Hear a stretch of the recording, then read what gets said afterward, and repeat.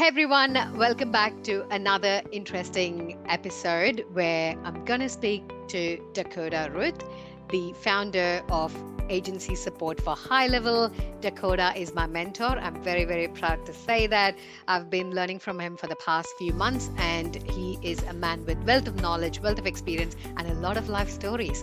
So he loves telling stories, but this episode is packed with actionable insights where every business owner, SaaSpreneur, or aspiring SaaSpreneur would get massive value on how to start your business.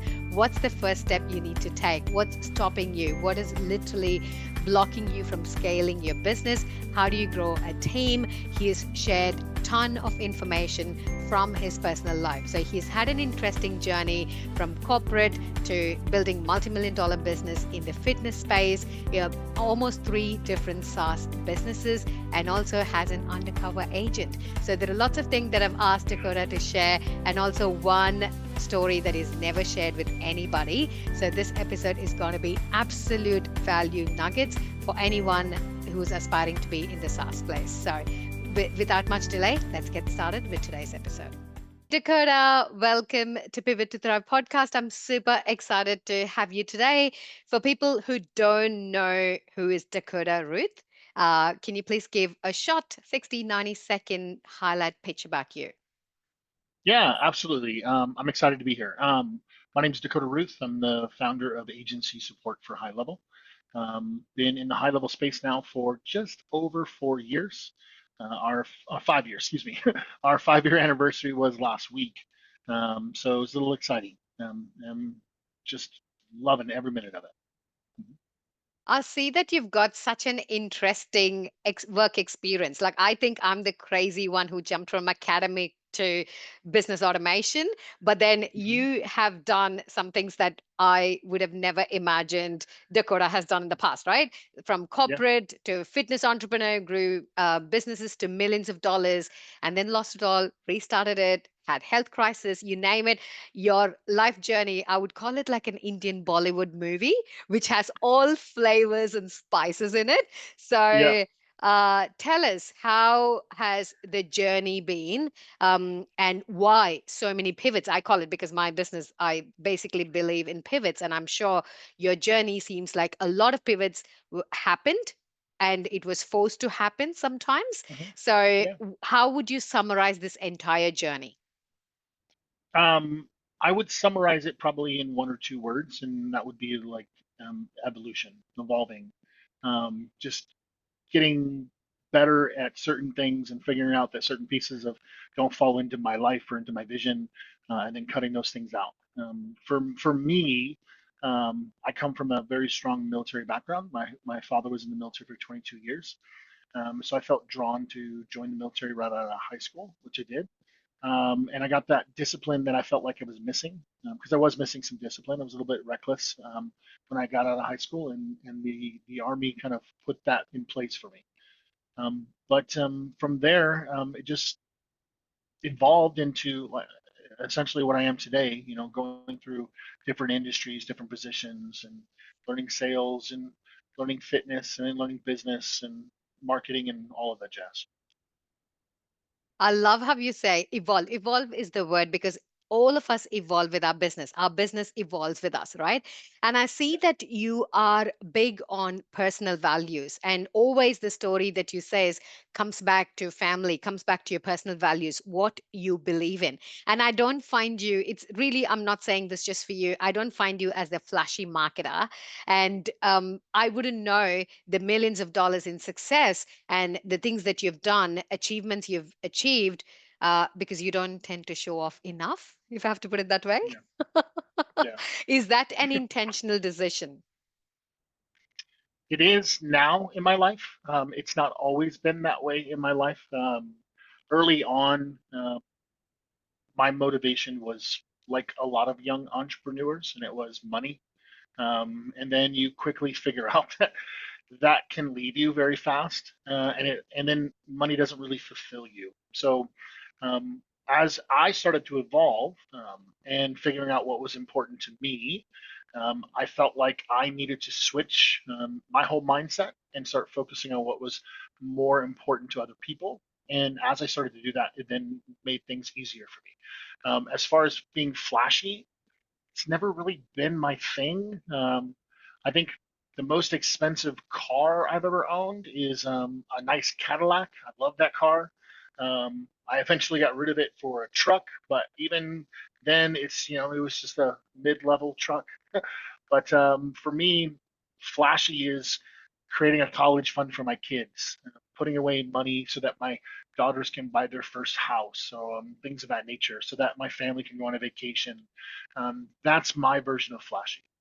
Amazing. So I'm sure in this particular journey, you would have, I recently heard a property billionaire say this word, your darkest nights leads to the brightest dawn. And that really, really captured me, right? But Mhm. in my personal life, I would say I've had more darkest nights, but not as many brightest dawn I would like. But still, those darkest nights lead you to one of those brightest nights that you ever, brightest dawn that you ever wanted, right? So if Yeah. I have to pinpoint and ask you, I know you've had a lot of experience, a lot of challenges along the way. What would you pinpoint and say as the darkest moment or the darkest night of your life? Man, I've had a few. Um, so I would say the darkest day, like period of like we call it a 24-hour period, was the day that I woke up from a coma for being in a coma for 5 days. And then it dawned on me that my daughters weren't there anymore. Um, Basically, I had um, gotten sick, got sepsis, and my heart stopped. And after the doctors shocked me back to life, all of this happened in front of my wife and my two daughters, and they put me into a coma for 5 days, a medically induced coma. And so, from a memory standpoint, the last thing I remember is seeing my kids and my daughter crying in the corner of the room, bawling. I knew that I had just been shocked back to life. I knew that, but everything was happening so fast I didn't really have time to process and deal with it. They rushed me out the door, and then what felt like a blink of an eye was really 5 days later, and my kids were no longer there. My wife had put them on a plane, sent them to my parents' house, and so then it dawned on me at that moment the last thing my kids saw was their dad dying in front of them because I was rushed out the door and they didn't get a chance to see me again. And that just like it killed me. It crushed me.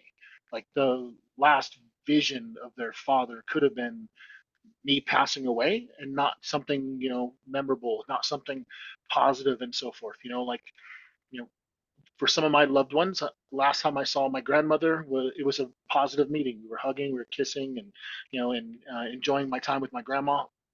For my kids, it could have been the last memory they could have of me was me dying in front of them, and that just broke me.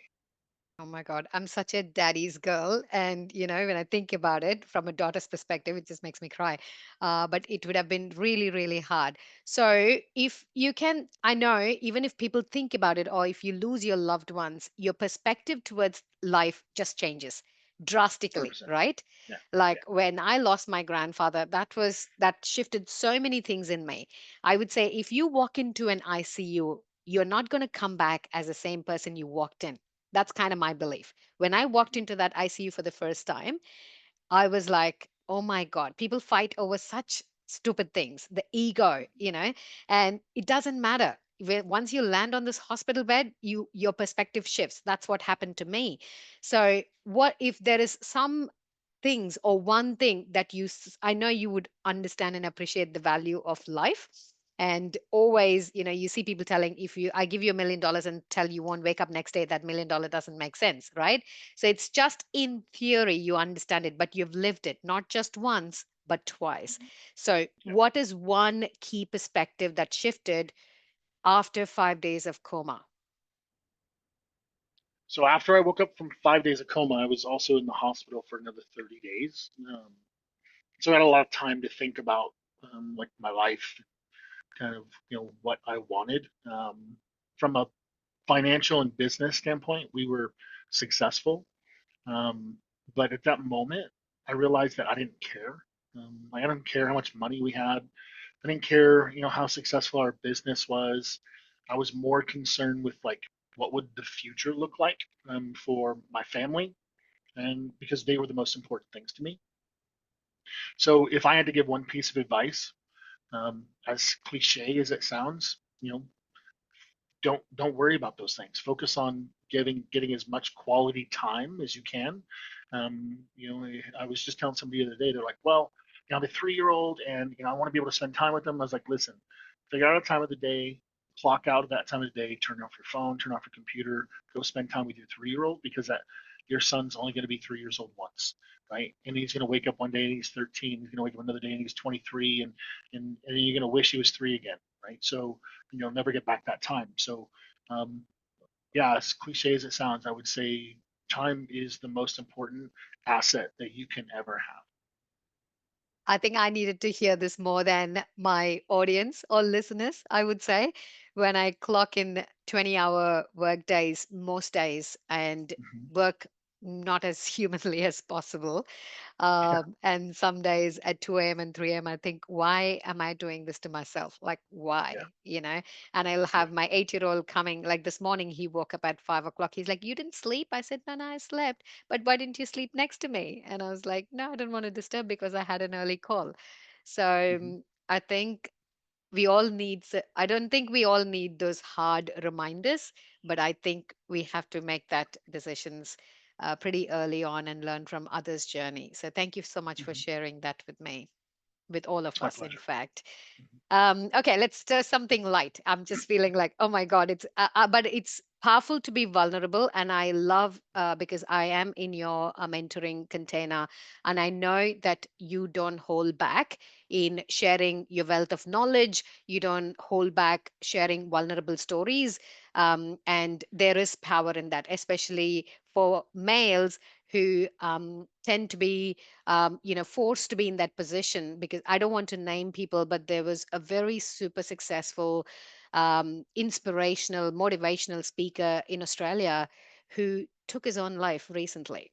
Oh, And wow. that hit me really, really hard. No one would have expected him to do that. But then that makes me think people show as that person on camera in front of people. But back Yeah, then, what crushes you is your broken marriage, your failed marriages, and the things that yeah, you go through in your own head, the demons you face in darkness, right? yeah, So, yeah.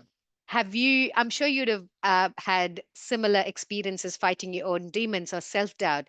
Does Dakota ever face self doubt when there are a lot of people looking at you and looking for answers?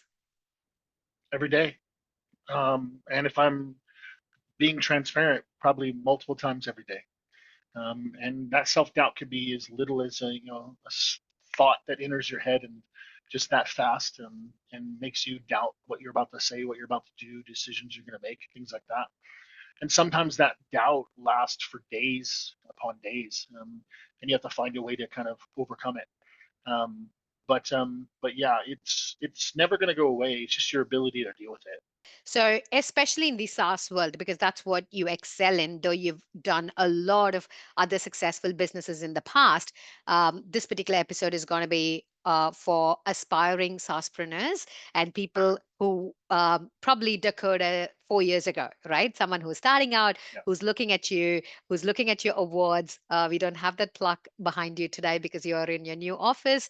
So, someone like me who's aspiring to have that plaque in my office, what is the most common mistake you think people make and you go, oh my God, this they shouldn't be doing this?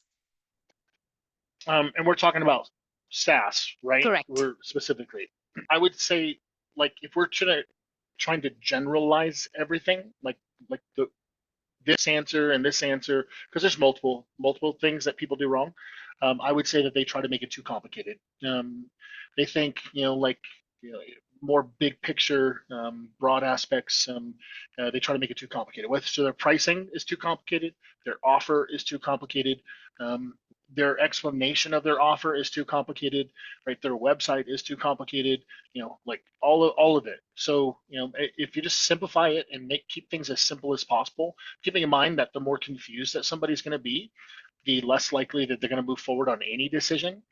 Um, I you'll have to remind me one day to tell you the story of Best Buy. I know you like to hear my stories, but probably the most simple way I can explain it was a real life situation that happened to me when I went into Best Buy to buy a TV one day, and I left without spending any money. I had every intention of buying a TV, and I left because the person made me confused. Went back the next day, and I got a clueless young girl. I don't want to say clueless, maybe it's a bad choice of words, but somebody who was just like, okay, well, what do you want to watch? Movies, sports, movies and sports. Okay. Do you want it to be flat? Well, yeah. Do you want it to be mounted? No. Okay. What's your price range? Da, da, da. Here you go. These two TVs. And I bought a TV. She just simplified the whole thing. And I don't know if she did it on purpose. I don't know if she was just like, you know, just nonchalant, but her keeping it simple made it easy for me to make a decision. And people in general in the SaaS world try to overcomplicate it, right? They try to sound more knowledgeable than they really need to be. They try to give it so many different like languages and words, and and we're gonna do this and we're gonna do that. Just keep it simple. I think I was always the person who found three pricing tiers as a sweet spot. You always get gold, silver, platinum, whatever. And after being in your container for a couple of months now, I'm also thinking it makes sense what Dakota says. It's either a monthly or annual, two plans. You either pay upfront and then a smaller monthly retainer, or break it down and pay it. So it makes the decision process so much easier. I say the same thing, confused mind doesn't buy, but I didn't understand or realize I was confusing with three pricing tiers. So, I think more people need to understand it to keep it simple. Yeah. So, in your experience, what do people assume about HighLevel? Or there's a lot of misconceptions that people have about the software itself, like it's a crystal ball, it's a magic lamp, and you rub it Yeah. and money is just going to flow, right? Yeah. So what's Yeah. the most common one that you hear people talk about HighLevel, which is a big misconception or just their assumptions? There's a lot. I mean, I could spend all day just talking about this topic. So the top one is going to be that snapshots are the answer to everything, right? Snapshots are plug and play. Snapshots like, oh, you have a snapshot for that? Great. Well, then now I can start selling in that niche. And that's not the case at all. Snapshots just a framework for building your own real system. The next one would be that it's what's the best way to put this? It's easy money. That it's like Bitcoin. I put money in and the money's gonna come out, right? Like it's the next get rich quick scheme, right? And you're not gonna get rich unless you do a bunch of work that goes along with it. HighLevel is just the framework to allow you to do those things.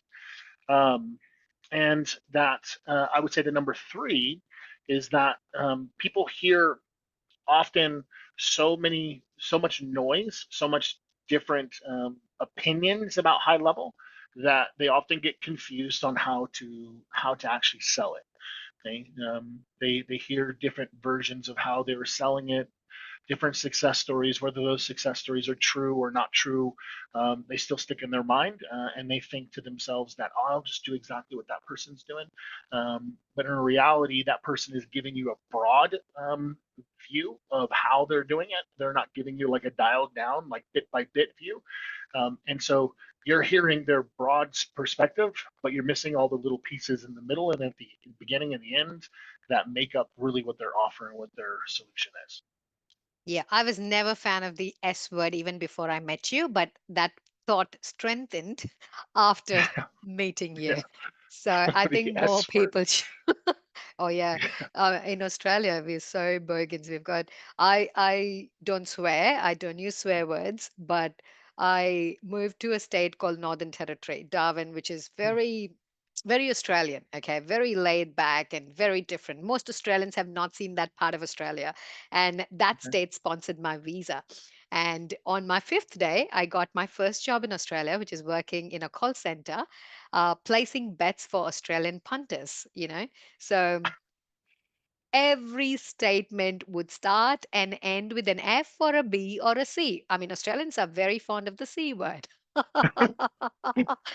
So it's interesting how this Indian girl who's used to university professional environment, having this headset on and taking bets from Australian punters, swearing at me left, right, and center.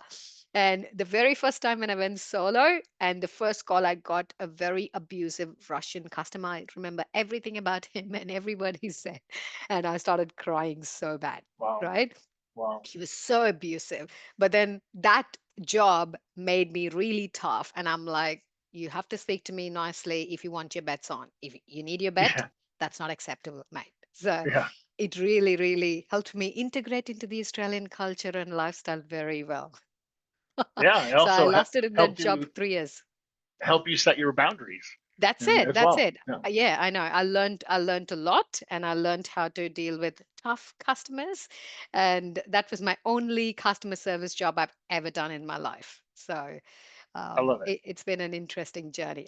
So going back to the SaaSpreneur world, I know those three are few of the biggest misconceptions what people have, and that stops them from scaling. I think the other thing that you've done really, really well, and you strongly believe, is niching down and finding that one thing that'll help you scale, which even I still haven't figured out, and I'm still trying to find out where should I niche. This is a common thing. As you know, HighLevel is a beast, right? So Yeah. finding that sweet spot, I believe, that has your core skills and your personality. If Dakota is recommending me to go sell reputation management, I just can't do it if I don't believe in it. You know what I mean? So there is 100%. that sweet spot where I also believe that offer that I can scale. I also have that skill set and core value that aligns with that offer. So I think that's where I personally have that challenge, is Mhm. believing that I can sell it, not just because someone else is doing it. So, Yes. for someone struggling to niche down, what is your piece of advice? So I love this question. I would probably answer it two different ways because we've niched down in the high level space now a total of three times. Okay? Twice in the SaaS world, and then once in our support and onboarding. Right. So in the SaaS world, we first niched down into an industry that I was familiar with in some way, shape, or form, and that was real estate. I bought a lot of property. I worked in the mortgage space. I understood the lingo, the language, what the pain points, and so I niched down into that space, and that made it very helpful for and easier for me to figure out what my solution was going to be. But then when we changed and pivoted niches from real estate to restaurants, I then niched into an industry that I had no experience with, other than I like to eat, right? Um, but I understood marketing, I understood sales, I understood simple math.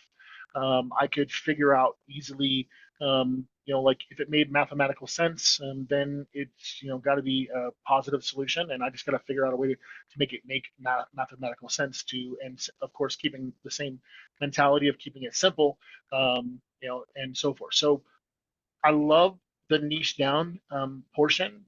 My first piece of advice would be to try to niche down into an industry that you have some experience in. It doesn't have to be a ton of experience because not everybody has a lot of experience in certain things, but I would suggest niching down into an industry that you have experience in, because then you can speak the language, some of the pain points, like their processes, their onboarding, what their customers' journeys are, things of that nature. And then, but if you ultimately don't have something that you have experience in, then niche into something that you can be passionate about, and that will help kind of excel you into being able to, one, find the motivation to go to work every single day and to build a better product and to get you know keeping in mind your consumer, right, your end customer, giving you the motivation to offer the best solution to them. Yeah. So if someone wants to, okay, they've niched down and they want to scale to their 100 SaaS clients, is there a framework or a magic formula? Give us the magic pill. The magic formula is repetition.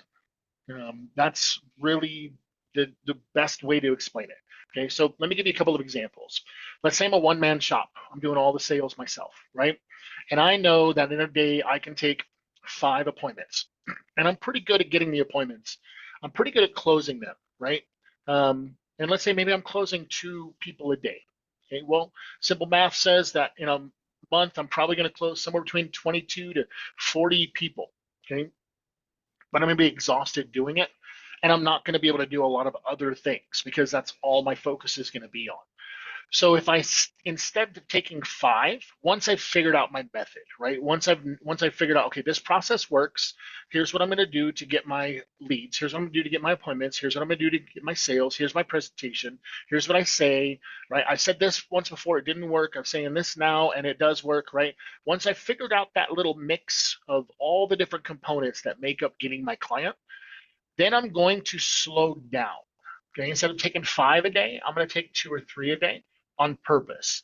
And then I'm going to go find somebody I know, I like, and I trust, and that is teachable. That's important. They have to be teachable. They have to be motivated by the same things that you're motivated by, right? And then bring them on and have them shadow me, right? Because I probably didn't have a lot of time to make training materials, right? Because I've been so busy doing demos, right? And building up my system. I probably don't have very many training materials, if any. So I'm going to instead bring them on and make them shadow me every appointment, every single day. And I'm going to do this over and over again. Once I feel like they're ready, I'm then going to make them shadow me for 2 or 3 more weeks, okay? Because I want them to be overly ready, okay? And then once that happens, I'm going to reverse it. I'm now going to bring my schedule back up, and I'm going to introduce 2 to 3 appointments a day into their world until I feel like they're getting the hang of it. And as they're getting the hang of it, then I'm going to introduce 3 or 4, and then I'm going to introduce 4 or 5 until they're essentially taking the same amount of appointments as me. If that works, and it should work, then I'm going to do the same thing again a 3rd time, and then a 4th time, and a 5th time. Once I feel like, okay, my sales are back on track, and now this person is doing, we'll call it 50% of the sales that I was, I'm going to bring my schedule back down, and I'm going to go find the 3rd person with the same thing that I know, that I like, that I trust, has the same motivations as me, and I'm going to duplicate that. And I'm just going to keep doing that until I have enough people that I can remove myself from the equation entirely. And that might take you a couple of months. It might take you 6, 7, 8 months.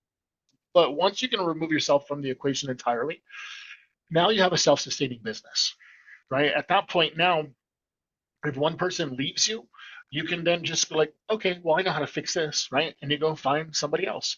But you also have the freedom now to work on the business instead of working in the business, right? You can work on, where's you going to spend your marketing? How are you going to simplify your offer more?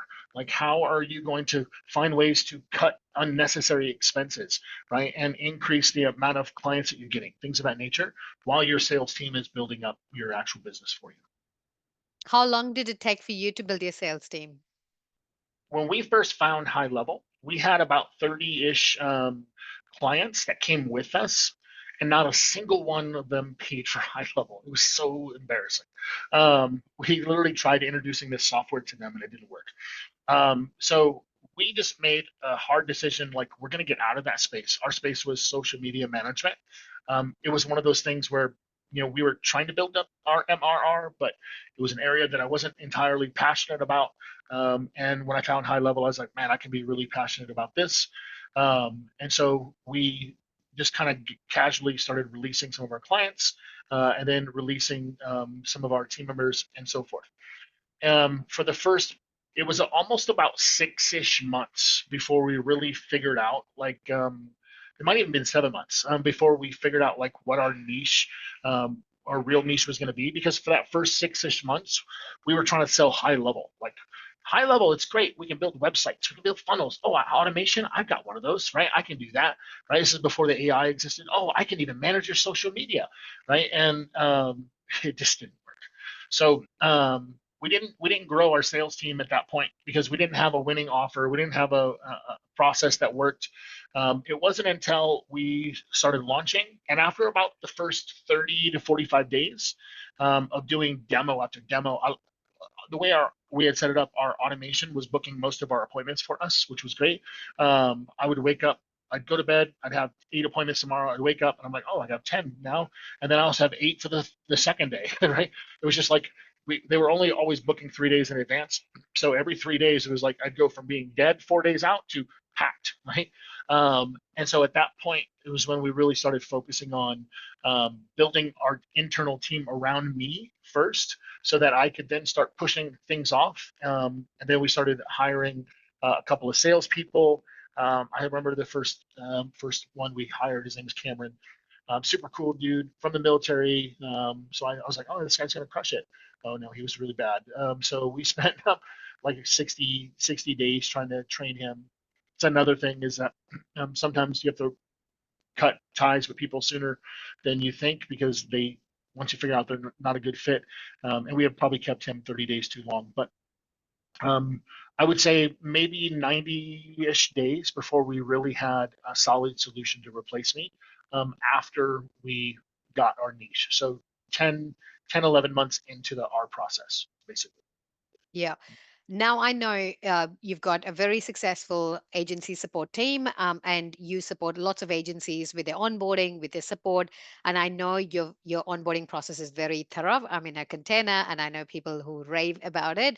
So I understand the gap in the market is what made you find your own solution and your agency to support agency owners like you. But what do you pride on? If there's one thing that you pride on that we do this really, really well, what is that one thing? The thing that popped in my head is probably not the answer you want. Um, Maybe um, off the I, record. what we do really, really well is, so if you look at like our competitors, and we're not going to name any names, but if you look at our competitors, most of them, let me rephrase, all of them are support companies that happen to offer onboarding. Okay. And I would say most of them, not necessarily all of them, probably don't even want to offer onboarding. And you can usually tell because they'll overprice it. Okay? Meaning that they make it so expensive that it's just like, well, most people aren't going to buy it. The handful of people that do buy it, they're making a good profit on it, but it's not their bread and butter. It's not like why they do business. For me, I'm very analytical. Like, why do people make that decision? Why did somebody leave me? Why did somebody start with me? Why did an employee like I'm so analytical, I can almost always tell when an employee is going to quit 30 to 60 days before they actually quit. Okay, because you start seeing changes in behaviors and things in their attitude, the way they answer chats, the way they answer emails. And I take the same philosophy when it comes to our business. We're a support and an onboarding company. We put as much energy and effort into onboarding as we do support. We feel like they go hand in hand. It'd be like saying, um, I got a I got a car, but I refuse to put tires on it. Like, no, you got to have tires in order to get the car to go somewhere. And it's the same in our world. Like, if onboarding is garbage, then there's really no need for support because they're not going to get there. And so often, what people do is they put the onus, they put the responsibility on the agency that to do all the onboarding. Like, yeah, it's your product, you do your own onboarding and all kind of stuff.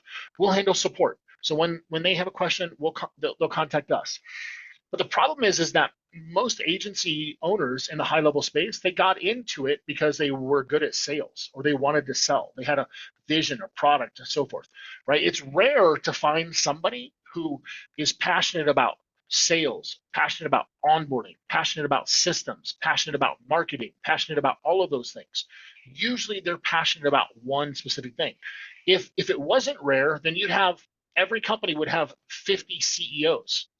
Every company would have 50 CMOs, right? So they're usually passionate about their specific area, if that makes any sense. And so for us, we just took on the responsibilities. Like, we're going to be passionate about onboarding, we're going to be passionate about support, and we're going to handle it for you. And so we're going to take, basically our vision is to take all of that anxiety, all of that anger, that anticipation, whatever you want to call it, away from like support and onboarding. You focus on getting clients. We'll focus on helping you keep them. And how's it going? What is the big vision for agency support? When we first started agency support, I sat. I don't, you probably know this, but I'm very religious Christian. I'm a believer, right? I sat down and I prayed to God and asked him, like, is this what I should be doing? Like, what's your vision for me? Things of that nature. And there was zero doubt in my brain, in my heart, that this was the direction I was supposed to be going. Um, and I tell you that because I could have never envisioned the success that we are having today. Like, it is, we wake up, there are days we wake up and we've had people that we've never talked to in our life who went on our website and signed up in the middle of the night. And I remember the first time it happened many months ago. I was like, who talked to this person? Everybody on the team was like, wasn't me, wasn't me, wasn't me. Like, and then we'd get them on agency onboarding, and they were, hey, by the way, how'd you hear of this? Like, oh no, man, I've been following you guys for months. You guys, what you guys are doing is awesome, right? Never reached out. They've just been in the back, watching videos and following us on social and looking at us in community, and then just joined. And the first time it happened, it just blew me away.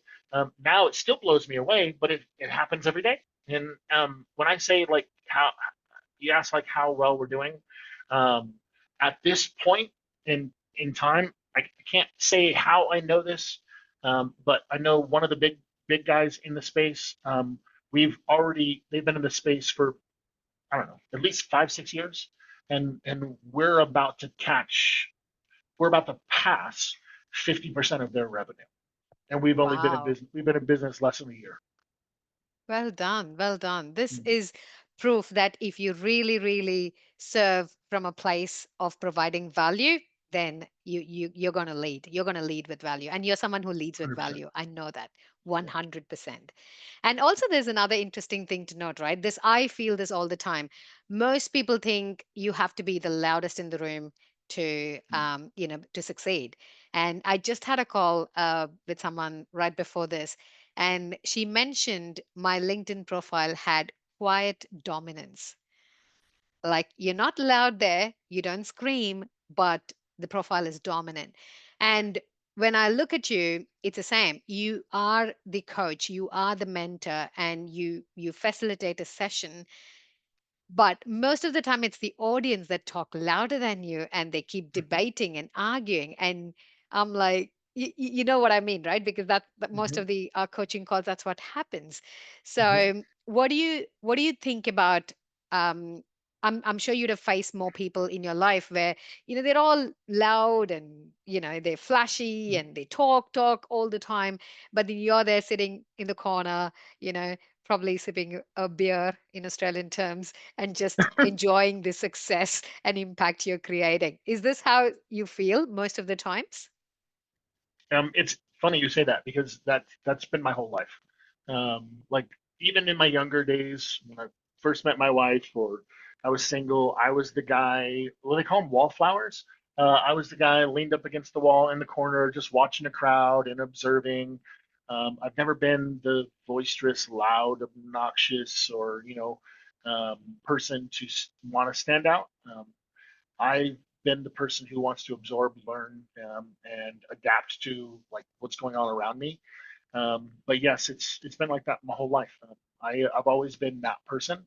I firmly believe that um, the you're either really loud because you're underconfident or overconfident.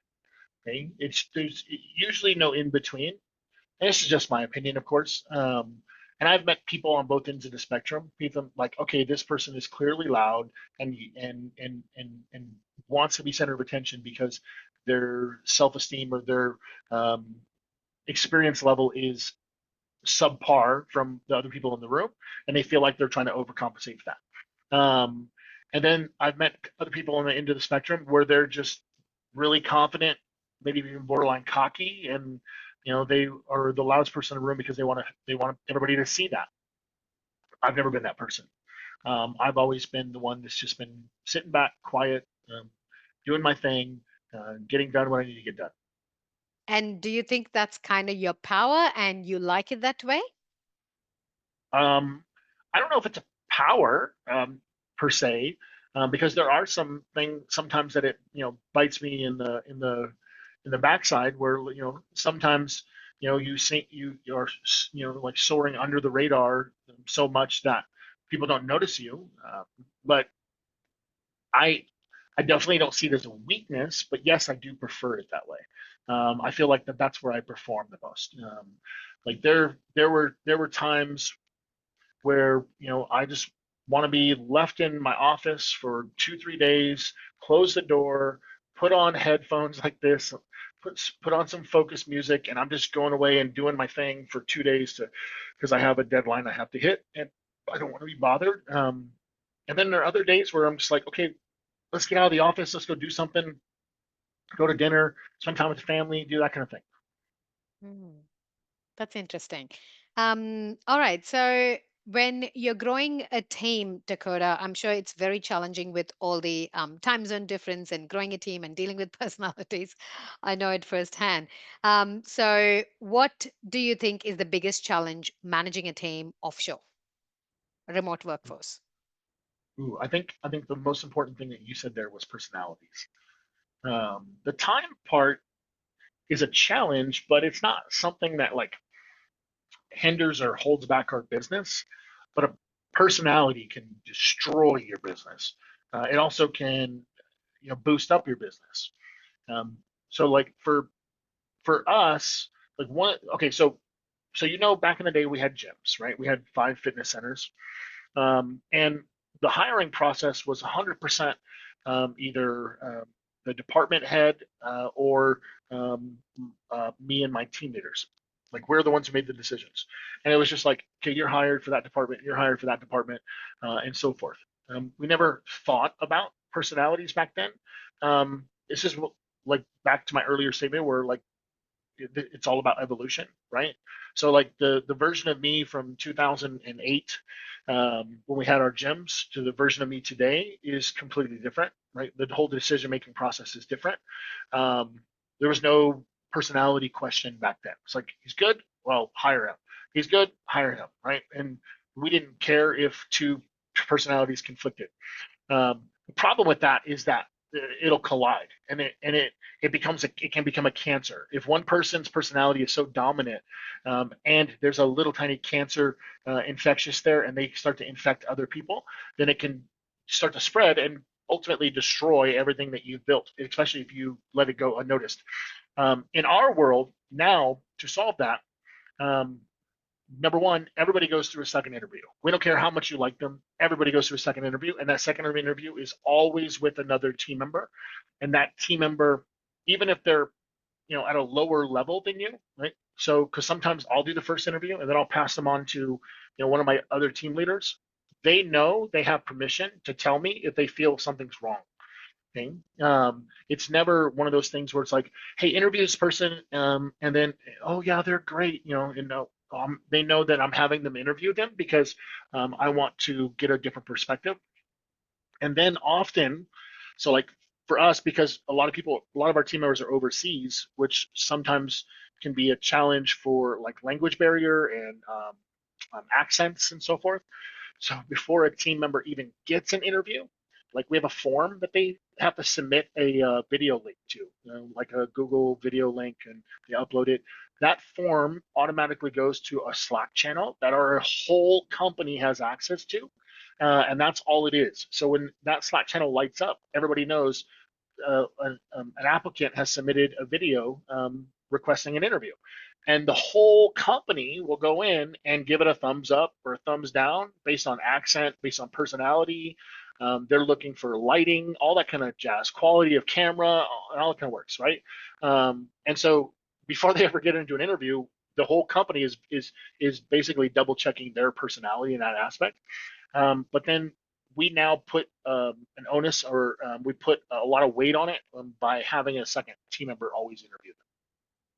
Amazing. I'm sure you've had a lot of SOPs and processes in the place to grow a company to this level. I know it's not easy. I'm super thrilled and excited to be in your container and learn from you every day. So, almost towards the end of this podcast, I want to ask Dakota. I know you're very authentic in your message, and I love that about you. So, if I were to ask you, I know you're very close to your daughters. Christina is in your business and she works with you. Is there anything like a life lesson or a business lesson that your family has taught you that no other business book has taught you? Hmm. That no other business has taught me. Yeah. Yeah, actually, there's a lot, but I would say if I was forced to pick one specific thing, I would say that it's not to lose sight of what's really important. And what's really important is not your business. Your business doesn't define who you are. It defines what you do. It doesn't define who you are as a person. As you know, the evolution of Dakota. There's a different version of Dakota sitting in front of you today than there was 20 years ago, and your family is going to be there through the whole thing, right? So they're always going. Your friends are going to come and go. Your businesses are going to come and go. Your money is going to come and go, right? You'll get rid of houses. You'll get rid of businesses. You can get rid of employees, but one of the things you'll never get rid of is the people that you love, and that's your family. And don't ever lose sight of that. Right? The whole reason you're doing this, right? Everybody can say, "Oh, I want financial freedom." Okay, why? Why do you want financial freedom? Because you want to spend more time with people you love, right? Like you're not going to wake up one day and go, man, I've made a ton of money. Let me just divorce my wife, get rid of my kids, go live in seclusion on an island by myself, and then bathe myself in all the $1 bills that I have, right? It's not going to work like that, right? You're doing it because there's a greater purpose, and that greater purpose is always somebody other than you. It's somebody you want to spend time with. Now, you might not have that person right now, right? Like you might be so early on in your business and in your life that you don't have a girlfriend, you don't have a boyfriend, you don't have kids and so forth, but you're doing it, right? Because someday you will have those things, right? You're not doing it because you want to be able to go and flash on social media that you have a rental Ferrari, right? You want to be able to, have the life that you feel like you deserve. That's such a beautiful message. Thank you so much for sharing that. My pleasure. All right, one final question. If this was the last podcast episode for both of us, okay, what is one final powerful message for every aspiring entrepreneur that you want to share? And maybe a story that you've never said anyone, because I like to show off. I like to show off that Mhm. Dakota has shared something that he's never shared ever. So if you want to listen, go listen to this episode. If there is one thing that you've never shared ever, a secret that you want to share with me today, what would that be? Actually, have this answer in my phone Wow. by complete accident. I was walking around my new office last weekend, and on the side of by the parking garage is this sign, and it just caught my attention. And it says, and I even posted it in our Slack, so you probably saw it. It says, "You don't have to see the whole staircase; just take the first step." And it's a quote by Martin Luther King Jr. Right? And for me, that resonated so much because it's it's so accurate. It's funny because how long has Martin Luther King Jr. been deceased now? But even back then, some the things that they believed, the things that made people successful, the things that pushed people forward, are the exact same things that do now. The only thing that's changed is technology. We've evolved and so forth, right? Um, Oftentimes, people don't take the first step because they're afraid of something, right? They're afraid of failure. They're afraid of success. They're afraid that they don't know the answer to the second step. They're afraid that they're going to run out of money and then leave somebody hanging. They're afraid that, what if I take the first step and I have to, quit my job, or, they're afraid of so many different things. So their version of afraid is different for everybody, right? But you'll never really truly know the answer to step number two, step number three, step number four, right? Until you complete step number one. I would say that that's probably the biggest piece of advice I can give, not just any SaaSpreneur, but anybody who's aspiring to do anything. Like, take the first step, right? Like even something as simple as being afraid of heights and jumping out of a plane for the first time. Just take a step, right? And the rest will figure it out. right? You'll be falling fast enough that you'll pull that chute, right? And you'll figure it out. So yeah, I would just say take the first step. Thank you. As simple as it sounds, it's difficult for most entrepreneurs, right? We feel like it's It just is. common sense. Why wouldn't they do that? But Yeah. most people struggle with that. So thank you so much for sharing that. It's been an absolute pleasure. But you also have given me an absolute FOMO with your event that's happening in Vegas. So Yes. tell us about it. What's that event all about? And if people want to register, how can they register? Thank you for asking about it. So this event has been in the works now for many months, and it is a dual event between Andy Audate and myself. We both live in Vegas. We both have built, you know, 6 or 7 figure SaaS businesses in Vegas. We both do it completely different than each other, and that's what I love about it. Not just our friendship, but we're able to bounce ideas off of each other. But his model is completely different than my model, and my model is completely different than his. And so what we decided to do was to come together and put on a 3 day, we're calling it a tactical event, 3 day tactical event where we're going to teach 5 different methods to sell high level, to fulfill it, everything from onboarding to retention to sales process. We're going to have real life application like breakout sessions on each one of the days where you're going to practice and learn each one of the methods that we're teaching you. And it's just going to be fun. We're going to make it memorable. It is Vegas, so we're going to do it Vegas style. We're going to have some Vegas entertainers there. We want you to not just learn, but we want you to remember, and usually remember through experiences, right? So if we can provide a high quality, memorable experience, then it will sit with you, and you'll take that information and run with it. And that's really the hope. If somebody is interested in getting tickets, we are limited on seating. We only have so many seats that we can sell at this venue, and tickets can be picked up at ghlassembly.com. Okay, I will leave the link in the show notes. And for people who don't know, Dakota also does a coaching element. He doesn't show off like me, so I want to do that on his behalf. So I'm part of the container. So GHL Playbook. He does coaching on Thursdays and Fridays US, which is Friday and Saturday in Australia. If you're listening from Australia, it's worth me waking up every Friday morning at 3:30 and sitting for the coaching call at 4 o'clock. I don't complain, but it's absolute value, and the community that he has built in that GHL playbook, they chip in, they cheer for you, and the brutal, honest feedback that you really need to listen will come from the room. It's not what you want to hear, but you need to hear. So I've been, a silent listener usually with my first cup of coffee, but I've learned so much that every week I wake up and I show up because I want to, and I've learned so much. So if you want to learn, there's absolutely zero barrier to entry. You don't have to be a member or a paid member to attend the coaching calls. There are other values that you get as a paying member that we all get. So try before you buy is kind of his model. And I call it value before dollars, which Dakota lives by. So I would leave all the links in the show notes if you want to sign up or reach out to Dakota and his team. So anything in the SaaSpreneur world, the man has lived it, he's breathed, he's made his success in his own authentic way. That's what I like about him. There are other people who've done it in different style, but I look at him as a mentor because he's very authentic. He's real. This is how you'll get him on a coaching call. This is how you'll get him. But I'll let you know how he is in person when I meet him in October. That's something that I can't vouch for yet.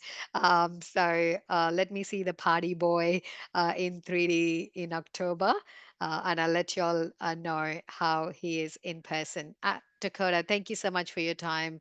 I Thank you very much, Priya. absolutely loved our conversation. As always, you over deliver. You've given so much value for people at any stage of their business, any business. I'm sure this has got so much value in it. It's a shame I can't be there, and my FOMO has just shot up. Now, maybe I'll book a ticket out. You never know. I might surprise you there.